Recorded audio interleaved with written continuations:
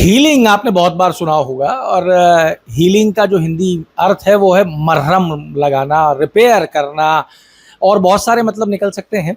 Healing की हम बात करते हैं, मानसिक रूप से भी हील करने की बात करते हैं, हम फिजिकली भी हील करने की बात करते हैं। पर एक ऐसे व्यक्ति को आज मैं मिला हूँ जो हीलिंग हिमालयाज चला रहे हैं। ये पहाड़ों को मरहम लगा रहे हैं, ये पहाड़ों को पुनः उनकी जैसी अवस्था थी उसमें लेके आ रहे हैं। इनके बारे में मैं क्या कहूं, इनके बारे में देश के प्रधानमंत्री नरेंद्र मोदी मन की बात में 3 बार इनका नाम ले चुके हैं, इनका जिक्र कर चुके हैं। आइए आपकी मुलाकात कराते हैं प्रदीप सांगवान से। साहब स्वागत है आपका।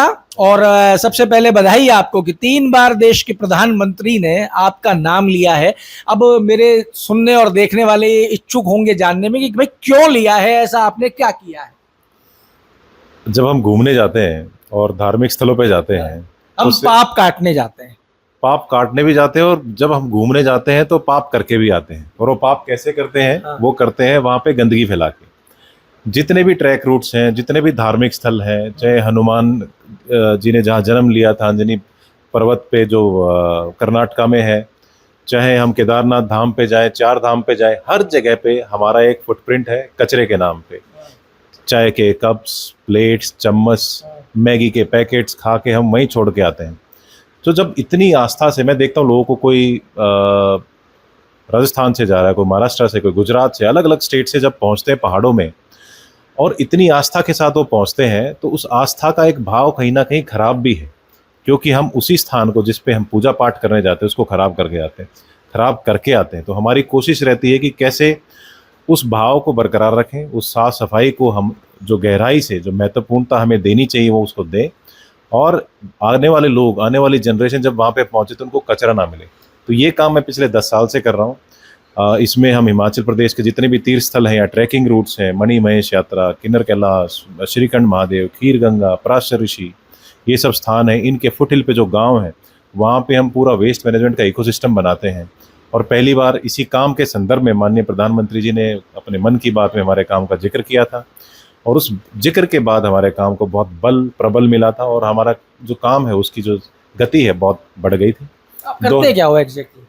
हम ये करते हैं कि जैसे किसी भी यात्रा पे कोई लोग आते हैं उनको पहले सिखाते हैं कि कचरा ना फेंकें।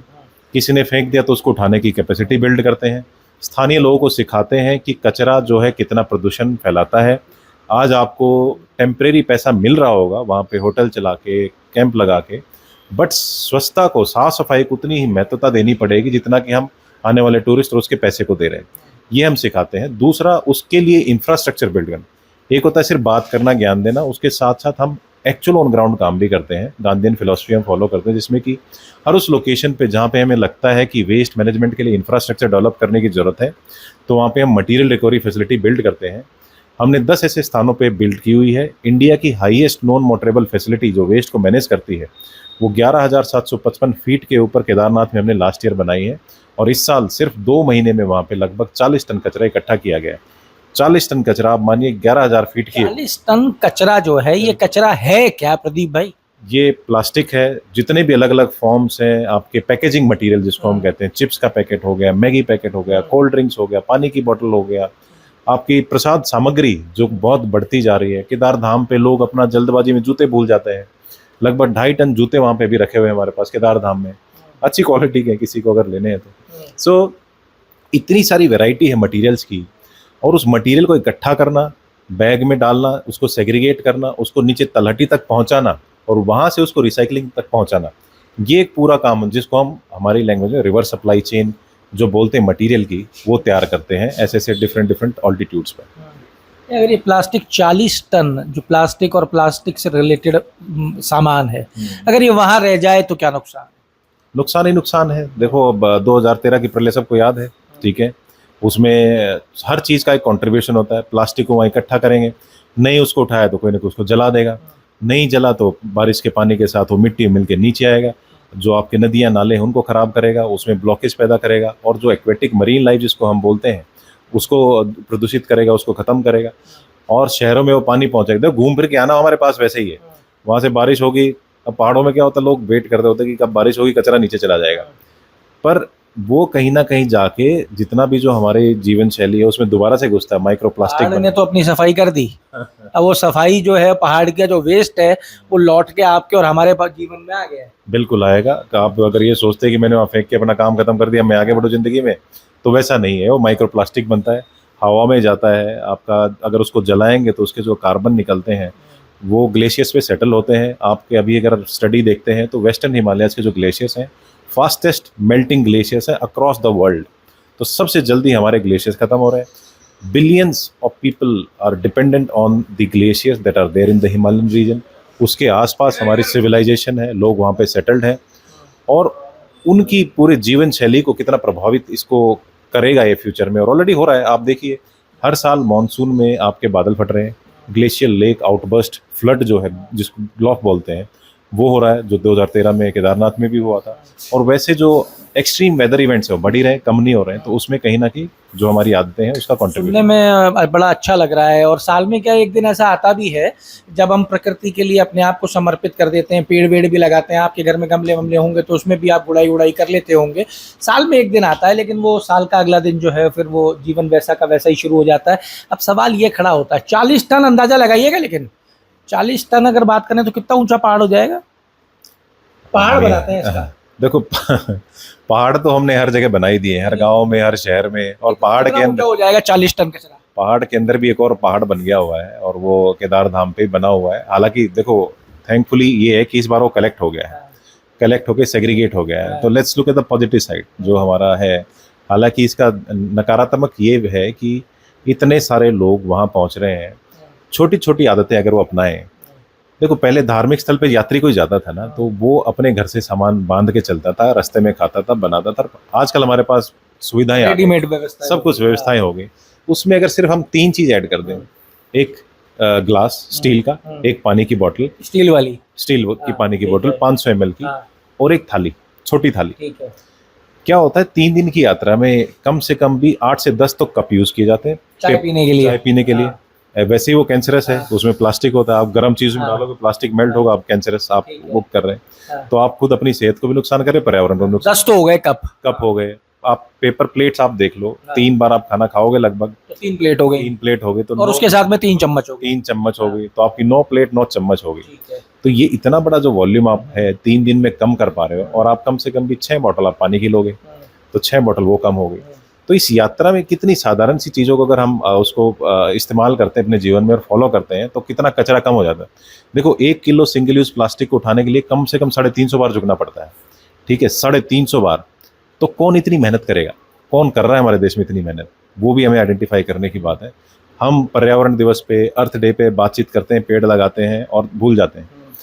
ये वो लड़ाई है जो रूटीन में हर रोज हमें लड़नी पड़ेगी, तब जाके हम अपने देश को साफ सुथरा बना पाएंगे। और यही एक नींव भी है, जो विकसित भारत की नींव है वो सिविक सेंस के थ्रू ही होती है। अभी 1947 से लेके आज तक अगर हम बातचीत करते हैं तो सोशल रेवोल्यूशन के नाम पे बहुत कम काम हुआ है। कोई ऐसा सोशल रेवोल्यूशन नहीं हुआ है जिसमें कि हमारा फोकस एरिया सिविक सेंस हो। स्वच्छ भारत मिशन पहला एक ऐसा रेवोल्यूशन हम कह सकते हैं जो कि सिविक सेंस के ऊपर है, जो कि आदरणीय प्राइम मिनिस्टर नरेंद्र मोदी जी ने स्टार्ट किया है। बट उसको प्रबल तब मिलेगा जब जनमानस में भागीदारी लेगा। केवल 3 चीजें बदलाव की शुरुआत तो कर ही सकती हैं कम से कम। छोटी सी चीज़ें हैं, कोई रॉकेट साइंस तो है नहीं। हमको यहाँ पे थ्योरी तो सॉल्व कर नहीं रहे। अपना सामान कैरी करो, कचरा कम करो, और धार्मिक स्थल की आस्था को बरकरार रखो, उसकी पवित्रता को मेंटेन करो। एक सवाल ये आता है जहन के अंदर कि ठीक है ना यार, मेरी एक पानी की बोतल से क्या हो जाएगा। अब मेरा सवाल ये है कि आज हम कहाँ खड़े हैं? हमारी जो प्रकृति है, आज जो हमारी स्थिति है, हम उसमें कहाँ खड़े हैं? अस्पताल के अंदर वार्ड होते हैं, एक जनरल वार्ड होता है, फिर एक क्रिटिकल केयर होता है, और एक फिर इंटेंसिव क्रिटिकल केयर होता है। अभी हम कहाँ हैं उसमें? कौन से वार्ड में? आईसीयू में बैठे हुए हैं हम अभी, आईसीयू में बैठे हुए हैं। और हमने ध्यान नहीं दिया तो वेंटिलेटर कितनी दूर है? बस देखो हमारा तो निकलने वाला है वेंटिलेटर, और फ्यूचर जनरेशन के जितने रिसोर्सेज हैं जो उनके लिए होने चाहिए थे, बचने चाहिए थे, वो हमने यूटिलाइज करने स्टार्ट कर दिया आज। तो आप समझ लो कि कितना एक्सट्रीम हम उस सिचुएशन में हैं। आपकी हमारी जरा सी अक्लमंदी चीज़ों को बदल सकती है, और बदलाव की शुरुआत कहीं ना कहीं किसी ना किसी को तो करनी होगी। ये भी चाहते तो अपने जीवन के अंदर बहुत कुछ कर सकते थे। जिस तरीके से बात कर रहे हैं, आप अंदाज़ा लगा सकते हैं कि इनको बेहतरीन कहीं नौकरी मिल जाती, बढ़िया काम कर लेते। 350 बार एक सिंगल यूज़ प्लास्टिक को लेने के लिए क्यों उठते? लेकिन इन्होंने प्रकृति को चुना है, आपके हमारे लिए चुना है, और आने वाली पीढ़ी के लिए चुना है। बदलाव हमको करने होंगे। मंदिरों में अगर आप केदारनाथ ना जाएं, बद्रीनाथ ना जाएं, अपने घर के बगल वाले मंदिर में ही चले जाएं, तो भी आपको वहाँ ध्यान आ जाएगा कि उस मंदिर के अंदर हम भगवान को जिस तरीके से भोजन देते हैं और भगवान को जिस तरीके से हम प्रसाद खिलाते हैं, विचार कीजिएगा कि क्या आप खुद खाओगे अगर आपको कोई ऐसे प्रसाद दे तो, या ज़मीन पे आपके लिए प्रसाद रख के चला जाए तो। क्या बदल जाएगा मेरे करने से? ये कहने से कुछ नहीं होगा। एक बार करके देखते हैं, क्या पता बहुत बड़ा बदलाव एक एक करके हो जाए, क्योंकि शुरुआत शायद इन्होंने भी अकेले से ही की होगी और आज लंबी चौड़ी टीम के साथ में आप काम कर रहे हो। आप खुद सोचिए, 40 टन कचरा सिर्फ और सिर्फ केदारनाथ पे है, 2.5 टन जूते हैं। आप मोबाइल के और गूगल के मास्टर हैं, करके देखिएगा 40 टन में कितना ऊंचा पहाड़ बनता है, और वो लौट के आप ही के घर आ रहा है। ये वो कर्म है जो वहाँ हमने छोड़े थे और लौट के हमारे घर आ गए, आज नहीं तो 5 साल बाद और नहीं तो 10 साल बाद। आइए मिलकर प्रयास करते हैं कि चीज़ों को सुधारने की और एक कदम तो बढ़ाया जाए। प्रदीप जी, आपका धन्यवाद। जुड़े रहिए हमारे साथ। अमर उजाला के लिए जयपुर से मैं आशीष। आपके राज्य की खबरें, आपके शहर की खबरें सबसे पहले जानने के लिए देखते रहें अमर उजाला। चैनल को सब्सक्राइब जरूर कर लें और पाएं हर अपडेट।